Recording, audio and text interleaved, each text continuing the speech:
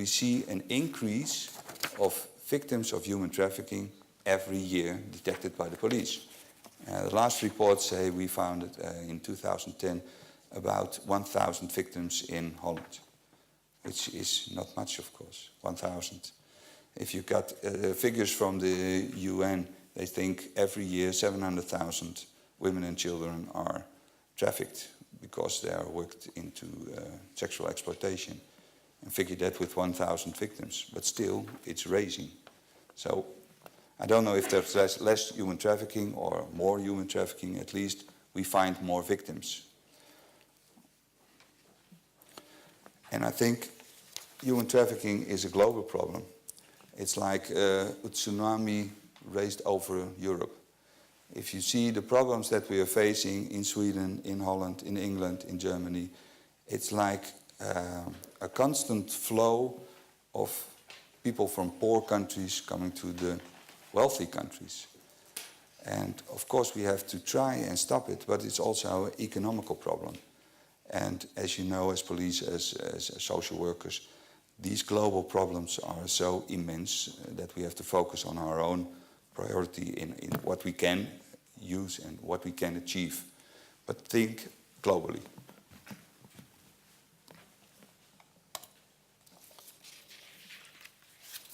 So what went wrong with the Dutch system? We thought it would be a better system because we legalized it as a normal profession. But if you look at it on daily practice, there are also groups which are not willing to pay taxes, for instance. Even the prostitutes who work in the legalized branch, they don't want to pay taxes. I don't want to pay taxes as well, but still we have to. So you see that they have an interest to gain by not paying taxes and not telling the truth, for instance, to the police or to the tax office. The brothel owners have an interest. They are recently facing another regulation. It's getting difficult for them to work because we ask them to interview the girls, we ask them to check the passports, we ask them to bring in a business plan. How did you finance your company? So it's getting difficult for the brothel owners as well, and still they are trying to get under it. They don't want to work together because they have interest in not doing so. The customers even do so. If you look at prices, for instance, in the red light district, in the window brothels, the average price for normal sex is about 50 euros. They will be kicked out in 10 minutes then. So the customers, they have a responsibility as well.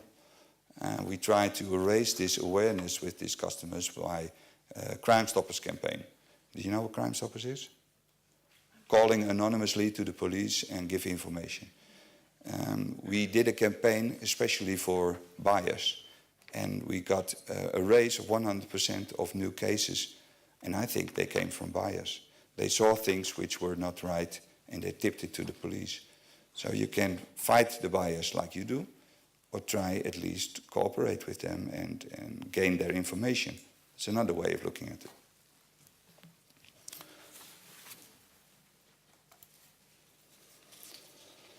So how voluntarily are they working?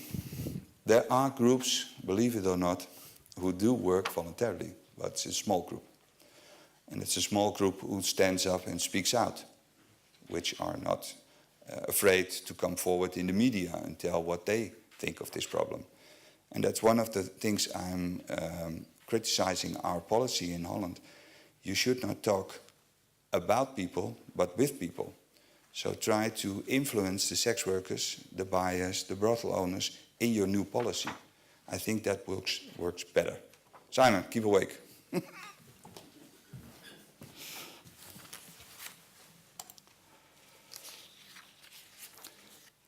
What you see right now, I think, is a form of underestimation. We started in 2000 with a bright perspective. This is what we should do. And if you look back after 11 years, it didn't work out really. So you have to find out a new way. You have to be aware that you have created a waterbed effect. The funny thing is that the legislation in Holland is nationally, but it gives the possibility to cities, to municipalities, to build their own rules. For instance, if there is how do you say that? A city where there's a lot of people with Christian belief.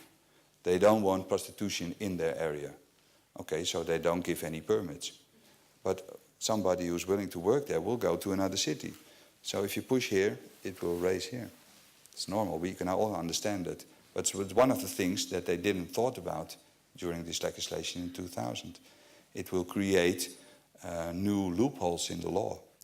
For instance, we've got a rule, I don't know if it's in Sweden the same, people from Romania and Hungary, the new entries of the EU, are not allowed to be employed working in Holland. Not at all. So what they do, they all registrate as independent workers with no personnel. And that is allowed. That's funny. So you come from Romania and you want to be a prostitute in Amsterdam. You can't be working for a brothel owner, for a club, or as an employee, because you're from Romania, but you are allowed to work as an independent worker, and you can register at the Chamber of Commerce, and you pay money. It's funny.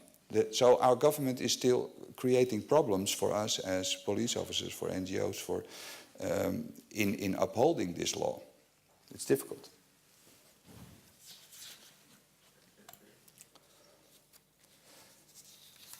So it's also difficult in our law. You all heard about the Palermo Treaty, where 86 countries were working together. They changed their laws, and they said we all want the same article in our law for human trafficking. Well, all those countries signed the treaty, and they all did try to bring in the same article in their laws. But Holland was one of the countries where they really did so. So now I have an article of human trafficking, which is the longest in our penal code. This is 1A4 with letter type 8. You can't read it. It's not readable grammatically. It's really difficult to learn this article of human trafficking. And what you see is that some countries still have the punishable pimping. So they choose the easy way and they say, okay, we're going to catch the bad guy and we get him for pimping, but not for trafficking. For instance, in America, they do so. So you have to be aware that the legislation that you bring in has to be enforced as well. So you have to talk with the people who do this job for you as politicians. What we try to do to build up quality as a police, we have an internal audit nationally. So we are interviewed by a group of people and we make a report. What are your efforts in the fight against human trafficking? And if you are not successful, you're going to be punished in money. You don't get as much money, for instance. So that's one of the things we are trying to raise awareness within the police forces everywhere in Holland with this monitor, with this internal audit, to build up more cases against human trafficking. Because that's one of the things that some people don't understand. When we legalized prostitution, we toughened up our laws for human trafficking. In my country, you can be punished for 15 years for human trafficking. And the article of pimping is built in our article of human trafficking. So they did not lose completely their mind. It was a different way of looking at the same problem. You're all very quiet. Swedish. Okay. So we talked about this already a little. For instance, as a policeman, I'm not very satisfied with the sentences that the judges give to human trafficking cases. For instance, the average in Holland is between 18 months and 5 years. Not much, I think. For instance, if you are raped as a woman, you will get a higher sentence. But if you work as a prostitute involuntarily, you are raped 20 times every weekend. It should be brought back in the sentence, in my opinion. What we try to do is raise quality within the police, within the social workers, within the lawyers, within the public prosecutors. And in the end, the judges, they say, oh, we don't need that. I know from my ivory tower, you don't have to tell me as a policeman with only low education what I should do or not. That's the problem we're facing right now. And it is a form of crime with low risk of being caught and high profits. So the new law, we are thinking about raising the minimum age for prostitution till 21. An obligation to registrate, which at this moment is not. For instance, I don't know how many prostitutes there are working in Amsterdam. Simple, because we are not allowed to register them. We are not allowed to write down their names or build in a data or so. Yes? Do you have an estimate on how many? Estimation. Well, we can calculate together, but still it's an estimation. For instance, we have 240 windows, brothels, and the shifts are twice or 3 times a day. So 240 times 3, 750, for instance, 800.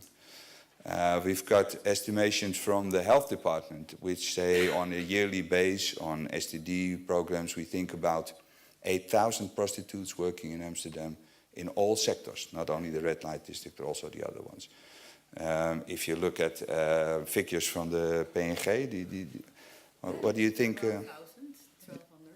1,200 every year. Okay, so it's because there is no formal registration.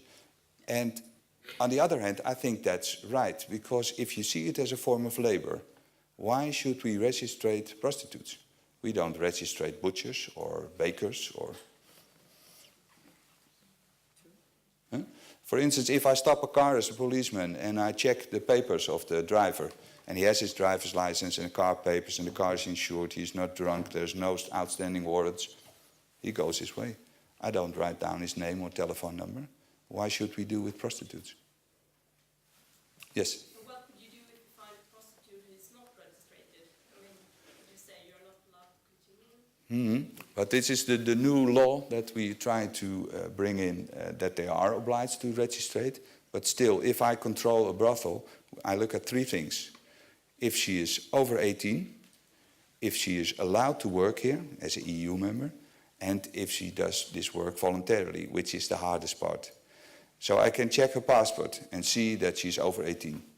I can interview her and talk to her and try to find out where you're from, how did you come to Holland, do you work voluntarily, etc., etc. But it's just a short interview. What will occur if I find signals of human trafficking? For instance, if I ask her passport and she says, well, my boyfriend has it, just a moment. And she calls him, and within 2 minutes, a big guy comes in and brings her passport. Can, but in my opinion, that's normal, not normal. So I can see that as a sign of human trafficking, possible human trafficking. If she is very afraid or in a hurry, she wants us out of the brothel as soon as possible, that could be a signal as well. So we wrote down some signals in our courses which we are looking for. And if so, then I do register her as a potential victim of human trafficking. But that's something different than a voluntarily working prostitution.